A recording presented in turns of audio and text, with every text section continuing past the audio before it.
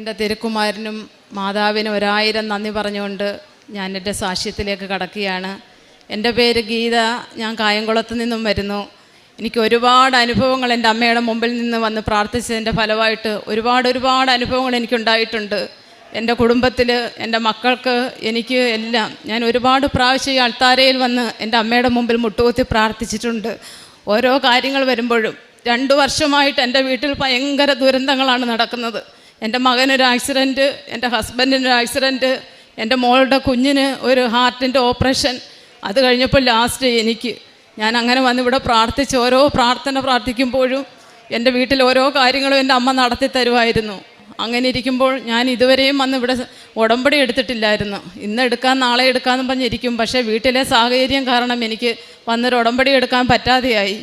അങ്ങനെ പെട്ടെന്നൊരു ദിവസം ഞാൻ എൻ്റെ ഒരു NSSൻ്റെ ഒരു മീറ്റിങ്ങിൽ ഇരിക്കുമ്പോൾ എൻ്റെ ഒരു കൂട്ടുകാരി പറയുന്നു എൻ്റെ കഴുത്തിനൊരു മുഴയെന്ന്. പക്ഷേ ഞാനത് കണ്ടില്ല, ശ്രദ്ധിച്ചില്ല. എനിക്ക് 2-3 ദിവസങ്ങളായിട്ട് ശ്വാസം മുട്ടലും പുറത്ത് വേദനയും ഇടത് കൈക്ക് വേദനയൊക്കെ ഉണ്ടായിരുന്നു. പക്ഷേ ഞാനത് നോക്കിയതുമില്ല, എന്താണെന്ന് ഇങ്ങനെ വിചാരിച്ചിരിക്കുമായിരുന്നു. അപ്പോൾ ആ കൂട്ടുകാരി എൻ്റെ അടുത്ത് ഇങ്ങനെ പറഞ്ഞു, കഴുത്തിലൊരു മുഴയല്ലോ, ഇതുവരെ അത് ചേച്ചി കണ്ടില്ലേ? ഞാൻ പറഞ്ഞു ഇല്ല, ഞാൻ കണ്ടില്ല. ഞാൻ അങ്ങനെ പെട്ടെന്ന് വീട്ടിൽ വന്നു. അപ്പോഴേ എനിക്ക് ടെൻഷനായി. ഞാൻ വീട്ടിൽ വന്ന് എൻ്റെ മക്കളോട് ചോദിച്ചു, എൻ്റെ കഴുത്തിലൊരു മുഴയുണ്ടായിട്ട് നിങ്ങളാരും കണ്ടില്ലേ? ഇതേപോലെ അവർ പറഞ്ഞപ്പോഴാണല്ലോ അറിയുന്നതെന്ന്. അങ്ങനെ പിറ്റേ ദിവസം ഞങ്ങൾ ഹോസ്പിറ്റലിലേക്ക് പോയി. അവിടെ ചെന്നപ്പോൾ ENTയെ കാണിച്ചപ്പോൾ അത് പുള്ളി പറഞ്ഞു മരുന്നൊന്നും തരാൻ ഇപ്പോൾ പറ്റത്തില്ല, പോയി സ്കാൻ ചെയ്തിട്ട് വരാൻ. ഞാൻ അങ്ങനെ സ്കാനിങ് സെൻറ്ററിൽ പോയി. എൻ്റെ ഞാനും എൻ്റെ മകനും കൂടിയാണ് പോകുന്നത്. അപ്പോൾ എൻ്റെ കയ്യിൽ ഞാൻ ഉടമ്പടി എടുത്തില്ലെങ്കിൽ കൂടി ഇവിടെ വരുമ്പോഴൊക്കെ ഇവിടുത്തെ ഉപ്പ് മേടിച്ചുകൊണ്ട് പോകും, തേൻ മേടിച്ചുകൊണ്ട് പോകും, ഇവിടുത്തെ അമ്മയുടെ രൂപമുള്ള ആ കാശ് രൂപം ലോക്കറ്റും മേടിച്ചുകൊണ്ട് പോകും. ഞാൻ ഇതൊക്കെ കഴിച്ച് ഉപ്പ് വെള്ളത്തിലൊക്കെ കലക്കി കുടിച്ചിട്ടാണ് ഈ സ്കാനിങ്ങിന് പോകുന്നത്. സ്കാൻ ചെയ്യണമെന്ന് പറഞ്ഞപ്പോഴേ ഞാൻ വിഷമിച്ചു. എന്ന് വെച്ചാൽ 3-4 ദുരന്തങ്ങൾ ഈ 2 വർഷം കൊണ്ട് അനുഭവിച്ചുകൊണ്ടിരിക്കുന്ന എനിക്ക് അടുത്ത ഒരു ദുരന്തമോ എൻ്റെ യേശുവേ, ഞാനത് പ്രാർത്ഥിച്ചുകൊണ്ട് സ്കാനിങ് സെൻറ്ററിൽ പോകുമ്പം ഞാൻ ആ കാശ് രൂപം എൻ്റെ കയ്യിൽ വെച്ച് അവിടെ ചെന്ന് ഉള്ളിലേക്ക് എന്നെ കയറ്റി. ഒരു ലേഡി ഡോക്ടറായിരുന്നു. അവരെന്നെ സ്കാനിങ്ങിന് കിടത്തും. ഞാൻ ഈ കാശ് രൂപം എൻ്റെ നെഞ്ചത്ത് പ്രാർത്ഥിച്ചുകൊണ്ട് കൈ മടക്കി പിടിച്ചുകൊണ്ടിരിക്കും. മാതാവേ, ഈ കുത്തിയെടുക്കുമ്പോൾ എനിക്ക് ഒരു കുഴപ്പവും വരല്ലേ സ്കാൻ ചെയ്യുന്നതിനകത്ത്. അങ്ങനെ ആ ഡോക്ടർ എന്നെ സ്കാൻ ചെയ്തു. സ്കാനിങ് റിപ്പോർട്ട് കൊണ്ടുവന്നു ഇവിടെ ഡോക്ടറെ കാണിച്ചു കഴിഞ്ഞപ്പോൾ പിറ്റേന്ന് ഡോക്ടർ പറയുക ഇത് പ്രശ്നമാണ്, ഈ മുഴ നിറച്ച് ഫ്ലൂയിഡ്. അപ്പോൾ എൻ്റെ ബ്ലഡ് ടെസ്റ്റ് ചെയ്തു, തൈറോയ്ഡ് ടെസ്റ്റ് ചെയ്തു, എനിക്കിതൊന്നുമില്ല, അവർക്ക് ക്യാൻസറിൻ്റെ ഒരു ഇതാണ് വന്നേക്കുന്നത്. പെട്ടെന്ന് പറഞ്ഞു ഇത് കുത്തിയെടുത്തിട്ട് വരണം, നമുക്ക് റിസൾട്ട് വന്നതിന് ശേഷമേ ഇനി എന്തെങ്കിലും മരുന്ന് ചെയ്യാൻ പറ്റുമെന്ന്. ഞാൻ അവിടെ നിന്ന് വലിയ വായിൽ കരഞ്ഞു. ഞാൻ അങ്ങനെ വീട്ടിൽ വന്നു. പിറ്റേ ദിവസമായപ്പോൾ എനിക്ക് തലയനക്കാൻ വയ്യ. എന്നെ സ്കാനിങ്ങിന് വിട്ടു. ഞാൻ അവിടെ ചെന്ന് സ്കാൻ ചെയ്യുമ്പോൾ ആ ലേഡി ഡോക്ടർ എന്നെ അകത്ത് കയറ്റി സ്കാൻ ചെയ്യാൻ വേണ്ടി ഈ സൂചി ഫ്ലൂയിഡ് കുത്താൻ വേണ്ടി 3 പ്രാവശ്യം എൻ്റെ തൊണ്ടയിലേക്ക് ഈ സൂചി ഇറക്കി. അപ്പോഴൊന്നും ഈ ഫ്ലൂയിഡ് കിട്ടത്തില്ല. ഞാൻ അവിടെ നിന്ന് പറയും, മാതാവേ ഈ ഫ്ലൂയിഡ് കിട്ടല്ലേ, എനിക്ക് പേടിയാ മാതാവേ, എനിക്ക് ക്യാൻസർ രോഗമാണെങ്കിൽ ഇനി ഞാൻ ജീവിക്കത്തില്ല എൻ്റെ മാതാവേ, എനിക്ക് ഭയങ്കര പേടിയാ എന്ന് ഞാൻ പറഞ്ഞ് വിളിച്ചു. ഞാൻ ആ സ്കാനിങ് സെൻറ്ററിൽ നിന്ന് കരയുമ്പോൾ ഡോക്ടർ എന്നോട് ചോദിക്കുന്നത് എന്തിനാ ഇങ്ങനെ വിഷമിക്കുന്നേ, ഒരു കുഴപ്പമില്ല, ഞങ്ങളൊന്ന് കുത്തിയെടുക്കട്ടെ, ഒന്ന് സമാധാനത്തെ കിടക്കുന്നു. അവരെൻ്റെ കഴുത്ത് പിടിച്ച് മലർത്തി എന്നെ അവിടെ പിടിച്ച് കിടത്തും. ഞാൻ ശ്വാസം മുട്ടി ഓടി എണീക്കും. വീണ്ടും എന്നെ പിടിച്ച് കിടത്തും, ഞാൻ ശ്വാസം മുട്ടി ഓടി എണീക്കും. എന്നിട്ട് വെളിയിൽ വന്നിരുന്ന് ഞാൻ വിശ്വാസ പ്രമാണം ചെല്ലും. അങ്ങനെ 3 പ്രാവശ്യം കുത്തിയിട്ടും കിട്ടിയില്ല. എന്നെ അവർ പറഞ്ഞു നാളെ വന്ന് സർജനെ കാണ്, എന്തായാലും ഇത് കുത്തിയെടുത്ത് ടെസ്റ്റ് ചെയ്യാതെ ഒരു രക്ഷയില്ല എന്ന് പറഞ്ഞു. അങ്ങനെ ഞാൻ വീട്ടിൽ വന്ന് പിറ്റേ ദിവസമായപ്പോൾ എനിക്ക് ഭയങ്കര പേടി. വൈകുന്നേരം ആയപ്പോൾ ഞാൻ ഈ മക്കളോട് പറഞ്ഞ് എനിക്ക് ഭയങ്കര പേടിയായി, ഇത് കുത്തിയെടുക്കാൻ ഞാനിനിയും പോകുന്നില്ല എന്ന്. അങ്ങനെ എൻ്റെ മകൻ എന്നെ വിളിച്ച് നമുക്ക് പോയി ഉടമ്പടി എടുക്കാം, അതിനുശേഷം കുത്തിയെടുക്കാൻ പോയാൽ മതിയെന്ന്. പക്ഷേ എനിക്ക് ഇവിടെ വന്ന് ഉടമ്പടി എടുക്കാൻ എൻ്റെ അമ്മ മാതാവ് കാണിച്ചു തന്ന ഒരു വഴിയായിരിക്കും അത്. ഞാൻ പിറ്റേ ദിവസം, അതായത് ഈ കഴിഞ്ഞ നവംബർ 13-ാം തീയതിയാണ് ഞാനിവിടെ വന്ന് ഉടമ്പടി എടുക്കുന്നത് ആദ്യമായിട്ട്. ഇവിടെ വന്ന് ഉടമ്പടി എടുത്ത് ഞാനിവിടെ അൾത്താരയുടെ മുമ്പിൽ നിന്ന് കരഞ്ഞു പ്രാർത്ഥിച്ചു. ഞാനിവിടുന്ന് കയറിപ്പോകുമ്പോൾ ഒരു സിസ്റ്റർ എൻ്റെ അടുത്ത് ചോദിച്ചു എന്താണ് വിഷമിക്കുന്നത്, ഇത്രയും വലിയ വിഷമം എന്താ? ഞാൻ പറഞ്ഞു ഞാൻ എപ്പോഴും കരഞ്ഞു, സിസ്റ്ററെ എൻ്റെ കഴുത്തിലൊരു മുഴ, നാളെ ഇത് കുത്തിയെടുത്ത് ടെസ്റ്റിന് വിടുക, എനിക്ക് പേടിയാണ്, സിസ്റ്റർ ഒന്ന് പ്രാർത്ഥിക്കണം, ഇത് ക്യാൻസർ ആകരുതെന്ന്. എനിക്ക് അത്രത്തോളം ഞാൻ വിഷമിച്ചിരിക്കുക. അപ്പോൾ സിസ്റ്റർ പറഞ്ഞു നിനക്കൊന്നും വരുത്തില്ല, നീ അൾത്താരയുടെ മുമ്പിൽ ചെന്ന് പ്രാർത്ഥിക്കൂ, നാളെ നീ സാക്ഷ്യം പറഞ്ഞോളാം ഇവിടെ വന്നിട്ടെന്ന് പറഞ്ഞിട്ട് പോകാൻ പറഞ്ഞു. അങ്ങനെ 2 ദിവസമായി 3 ദിവസമായി ഈ ഡോക്ടർക്ക് സമയം കിട്ടുന്നില്ല എൻ്റെ തൊണ്ടയിൽ നിന്ന് കുത്തിയെടുക്കാൻ. അങ്ങനെ ഈ മുഴ ചെറുതായി വന്ന് 7 സെൻറ്റിമീറ്റർ നീളമുള്ള ഒരു മുഴയായിരുന്നു. അത് നിറയെ ഫ്ലൂയിഡും. ഒന്ന് നോക്കിക്കോണം അമ്മ മാതാവിൻ്റെ ആ ഒരു അനുഗ്രഹം. പിറ്റേ ദിവസം എനിക്ക് ബലമായി. എന്താണെന്ന് വെച്ചാൽ ഉടമ്പടിയുടെ കാശ് രൂപം എൻ്റെ കയ്യിൽ കിട്ടി. ഞാൻ ഈ കാശ് രൂപം കഴുത്തിലെല്ലാം വെച്ച് ഇങ്ങനെ പ്രാർത്ഥിക്കും, മാതാവേ എൻ്റെ കഴുത്തിൽ നിന്ന് കുത്തിയെടുക്കുന്നതിനകത്ത് ഫ്ലൂയിഡിനകത്ത് ഒരംശം പോലും ക്യാൻസറിൻ്റെ ഒരിതും എൻ്റെ ശരീരത്തിൻ്റെ ഒരു ഭാഗത്തും ഉണ്ടാകല്ലേ എന്ന് ഞാൻ കരഞ്ഞു പ്രാർത്ഥിച്ചു. എൻ്റെ വീടെല്ലാം മരണ വീട് പോലെ, മക്കൾ എന്നെ കാണാതെ കരയുന്നു, ഞാൻ മക്കളെ കാണാതെ കരയുന്നു. ആ ഒരു രീതിയായിരുന്നു.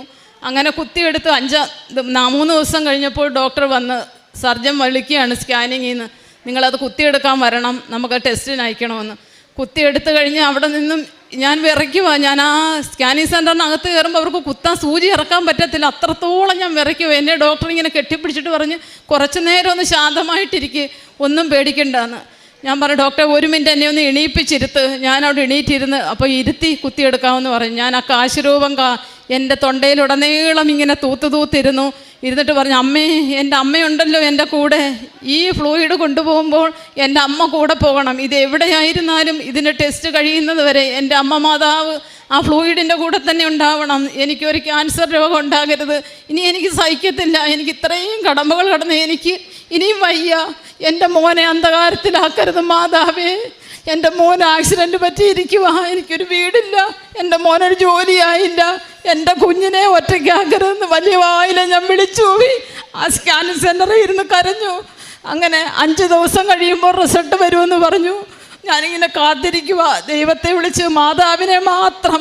എപ്പോഴും ഞാൻ പ്രാർത്ഥിക്കും, ബൈബിൾ വായിക്കും, ഞാൻ എല്ലാം ചെയ്യും. ഞാൻ പറയും, മാതാവേ 5 ദിവസമാകുമ്പോൾ എൻ്റെ റിസൾട്ട് വരും, എൻ്റെ വിധി എന്താ? എല്ലാം ഞാൻ അമ്മയ്ക്ക് വിട്ടു തന്നിരിക്കുക. 3-ാം ദിവസമായപ്പോൾ റിസൾട്ട് വന്നു, എനിക്ക് ക്യാൻസർ ഇല്ല, ഒരു കുഴപ്പവും ഇല്ലെന്നും പറഞ്ഞ്.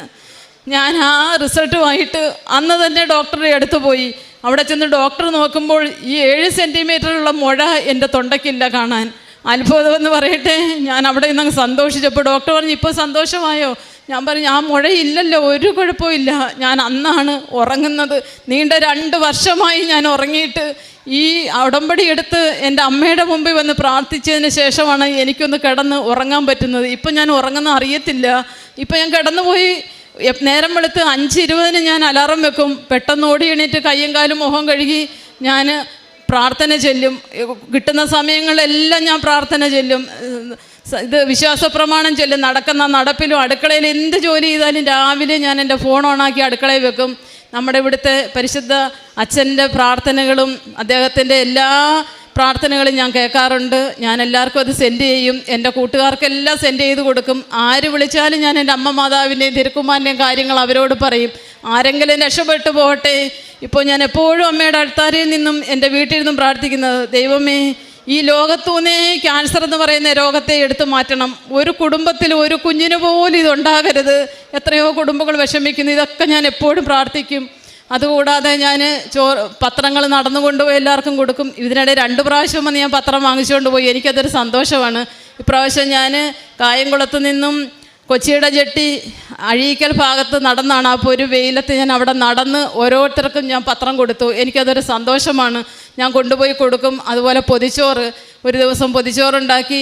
ഞാനപ്പോൾ മനസ്സിൽ വിചാരിക്കുമോ, ദൈവമേ റോഡരികിൽ ഈ കണ്ണ് കാണാത്തതും ചെവി കേൾക്കാത്തതും ആരോരുമില്ലാത്ത കുഞ്ഞുങ്ങളെയും കൊണ്ട് ആൾക്കാർ ഇരിക്കുമല്ലോ, ഇവർക്ക് കൊടുക്കാൻ ഇടയാക്കണേ അമ്മേ ഈ പൊതിച്ചോറെന്നും പറഞ്ഞ് ഞാൻ കുറേ കൂടുതൽ ചോറൊക്കെ വിളമ്പി പൊതിക്കകത്താക്കി. കായംകുളം ചെന്നപ്പോൾ അന്ന് വൃശ്ചിക 1 എല്ലാവരും ഓച്ചറ പോയതായിരിക്കും, ഒരാൾക്കാരെയും കണ്ടില്ല. എനിക്ക് ഭയങ്കര വിഷമമായി. ഞാൻ അവിടെ നിന്ന് കായംകുളം ഗവൺമെൻറ് ഹോസ്പിറ്റലിൽ കിടക്കുന്ന 2-3 അമ്മമാർക്ക് കൊണ്ടുവന്ന് കൊടുത്തു. അവരുടെ കയ്യിൽ കൊടുത്ത് രാവിലെയും വൈകിട്ടും നിങ്ങൾ കഴിക്കുക എന്ന് പറഞ്ഞ് ഞാൻ വീട്ടിൽ വന്നു. പിറ്റേ ദിവസം ചോറ് വെച്ചപ്പോൾ ഞാൻ മനസ്സിലാലോചിക്കുക, ദൈവമേ എനിക്ക് അങ്ങനെയുള്ളവർക്കൊന്നും കൊടുക്കാൻ പറ്റിയില്ലല്ലോ. ഒരു ചെവി കേൾക്കാത്തതോ കണ്ണ് കാണാത്തതോ നാക്കെടുക്കാത്തതോ ആരോരുമില്ലാത്ത ആർക്കെങ്കിലും ഒരു പൊതി ചോറ് കൊടുക്കാൻ എനിക്ക് പറ്റിയില്ലല്ലോ മാതാവേ എന്ന് പറഞ്ഞ് ഞാൻ അവിടെ നിന്നും എൻ്റെ ഹാളിൽ വന്നിരുന്ന് ഈ ഫോൺ എടുത്തപ്പം നമ്മുടെ നന്മ നിറഞ്ഞ മറിയമേ എന്നുള്ള ഇത് കിട്ടി. ഞാൻ അതവഴി ഇങ്ങനെ പ്രാർത്ഥിച്ചുകൊണ്ടിരിക്കുവാണ്. അപ്പോൾ എൻ്റെ മകൾ വെളിയിൽ നിന്ന് പൊടിക്കുഞ്ഞുണ്ട്, 2 വയസ്സായി. കുഞ്ഞിന് കുറുക്ക് കൊടുത്തോണ്ടിരിക്കുമ്പോൾ എന്നെ വിളിക്കും, അമ്മച്ചി ഇങ്ങോട്ടൊന്ന് വന്നേ. അപ്പോൾ ഞാൻ ചോദിച്ചു, എന്താ? ഞാൻ പ്രാർത്ഥിക്കാൻ സമ്മതിക്കത്തില്ലേ? അമ്മ ഇങ്ങോട്ടൊന്ന് വന്നിതാണ്, അമ്മ ഒരാൾ വിളിക്കുന്നെന്ന്. അപ്പോൾ ഞാൻ ചെന്ന് നോക്കിയപ്പോൾ മാതാവിൻ്റെ കൃപയെന്ന് പറയണം, ചെവി കേൾക്കാത്തതും നാക്കെടുക്കാത്തതുമായ ഒരു കൊച്ചന് എൻ്റെ മുൻപിൽ വന്ന് അവിടെ വന്ന് നിന്നുകൊണ്ട് ചോറ് ചോദിക്കുവാണ്. അവിടെ വന്ന് നിന്നു. എനിക്ക് അങ്ങനെ ഒരു അനുഗ്രഹം മാതാവ് ഉണ്ടാക്കി തന്നു. ഞാൻ ആ കൊച്ചനെ എൻ്റെ പെരയ്ക്കകത്ത് ഡൈനിങ് ടേബിളിൽ വിളിച്ചിരുത്തി. അപ്പോൾ അത് വരുത്തില്ല, ഞാൻ പുറത്തിരുന്നോളാന്ന്. അതെന്നെ കണ്ടപ്പോഴേ കുരിശ് വരയ്ക്കുവാണ് ചെയ്യുന്നത്. അപ്പോൾ അമ്മ എൻ്റെ ആ ആഗ്രഹം സാധിച്ചത് ഞാൻ ആ കുഞ്ഞിന് ചോറ് കൊടുത്തു. അത് കഴിഞ്ഞപ്പോൾ ഒരുപാട് പ്രാവശ്യം ഞാനിങ്ങനെ റോഡരിയിലിരിക്കുന്ന ആൾക്കാരെ എനിക്ക് കിട്ടി, അവർക്കെല്ലാം കൊണ്ടു നടന്ന ചോറും പൊതികളും കൊടുത്തു. അതുപോലെ തന്നെ ഞാൻ ഈ ഉടമ്പടി എടുക്കുന്നതിന് മുൻപ് എൻ്റെ മോൻ ആക്സിഡൻറ്റ് വന്ന് ഹോസ്പിറ്റലിൽ നിന്ന് വന്ന് കിടക്കുന്ന സമയത്ത് എൻ്റെ സ്വകാര്യ ഭാഗത്തൊരു പരുവ് വന്നു. ഒരു ചെറിയ പരുവ് ആദ്യം വന്നു, പിറ്റേ ദിവസമായപ്പോൾ അത് വലുതായി. എനിക്ക് നാണക്കേട് കൊണ്ട് ഹോസ്പിറ്റലിൽ പോകാനും വയ്യ, എനിക്ക് ഒരു മനുഷ്യരോടുത്ത് അത് പറയാനും വയ്യ. ഞാനിങ്ങനെ കൊണ്ടു നടന്നു. ഒരു വെള്ളി രൂപയുടെ വൃത്തത്തിൽ ഇതങ്ങ് അളയായി എന്ന് പറഞ്ഞാൽ ഭയങ്കരമായിട്ട് നമ്മൾ പേടിച്ചു പോകുന്ന രീതിയിൽ ഇത് ഞാൻ ആരോടും മിണ്ടിയില്ല, എൻ്റെ മക്കളോടോ ആരോടെയും. ലാസ്റ്റ് ഞാൻ എൻ്റെ ഒട്ടും നടക്കാൻ വയ്യാതായപ്പോൾ ഞാൻ എൻ്റെ നാത്തൂൻ്റെ അടുത്ത് പറഞ്ഞു, മാളു എന്നാണ് പേര്, മാളു എനിക്ക് ഇങ്ങനെ ഒരു ഭാഗത്തൊരു പരുവ് വന്ന് ഇതങ്ങ് അളയായി, ഞാൻ എന്ത് ചെയ്യും? ഇവളെന്നെ വഴക്ക് പറഞ്ഞിട്ട് പറഞ്ഞു, ചേച്ചി ഇവിടെ അടുത്ത് ഇതുപോലൊരു സംഭവം ഉണ്ടായി, കൊണ്ട് ടെസ്റ്റ് ചെയ്തപ്പോൾ അത് ക്യാൻസറാണ്, ചേച്ചി എന്തിനിത് വെച്ചോണ്ടിരുന്നു? ഞാൻ പറഞ്ഞു, അയ്യോ എൻ്റെ ദൈവമേ മാതാവേ, എനിക്ക് അങ്ങനെ ഒരു അനുഭവം തരല്ലേ. അന്നും ഉടമ്പടിക്ക് മുൻപും എനിക്കിങ്ങനെ 1-2 അനുഭവങ്ങൾ വന്നു. ഞാൻ അമ്മയെ പ്രാർത്ഥിച്ചു, 3 ദിവസത്തിനകം എൻ്റെ ഈ ശരീരത്തുനിന്ന് ഇത് മാറ്റിത്തരണം, ഞാൻ എൻ്റെ അമ്മയുടെ അൾത്താരയിൽ വന്ന് കുമ്പിട്ട് പ്രാർത്ഥിച്ചോളാം, ഞാൻ അവിടെ വന്ന് സാക്ഷ്യം പറഞ്ഞോളാം എന്ന് പറഞ്ഞു. 3-ാം ദിവസം ഞാൻ രാവിലെ എണീക്കുമ്പോൾ ആ ഭാഗത്ത് ആ ഒരു പരുവ് വന്ന പാടുപോലുമില്ല. എൻ്റെ അമ്മ മാതാവ് എനിക്ക് മാറ്റിത്തന്നു. ഞാൻ അതിൻ്റെ പിറ്റേ ദിവസം തന്നെ ഇവിടെ വന്നു, എൻ്റെ അമ്മയുടെ മുമ്പിൽ വന്ന് പ്രാർത്ഥിച്ചു. അങ്ങനെ പോയി. എനിക്ക് ഒരുപാട് അനുഭവങ്ങൾ എൻ്റെ ജീവിതത്തിലുണ്ടായിട്ടുണ്ട്. എല്ലാത്തിനും എൻ്റെ അമ്മയും തിരുക്കുമാരനുമാണ് ഇതിനെല്ലാം സാക്ഷി. ഇന്ന് ഞാൻ ജീവിക്കുന്നുണ്ടെങ്കിലും ഇവിടെ നിൽക്കുന്നുണ്ടെങ്കിൽ എൻ്റെ അമ്മയുടെ കൃപയാണ്, എൻ്റെ യേശുവിൻ്റെ കൃപയാണ്. ഇല്ലെങ്കിൽ എന്നേയും ഞാൻ ഈ ഭൂമിയിൽ നിന്ന് ഇപ്പോൾ പോയേനെ. അങ്ങനെ ഒരു അസുഖം എനിക്കുണ്ടായിരുന്നെങ്കിൽ ഞാൻ അന്നേരമേ ഞാൻ ഈ ഭൂമിയിൽ നിന്ന് പോയേനെ. എല്ലാത്തിനും എൻ്റെ അമ്മയ്ക്കും തിരുക്കുമാരനും 1000 നന്ദി പറഞ്ഞുകൊണ്ട് ഞാൻ നിർത്തുന്നു.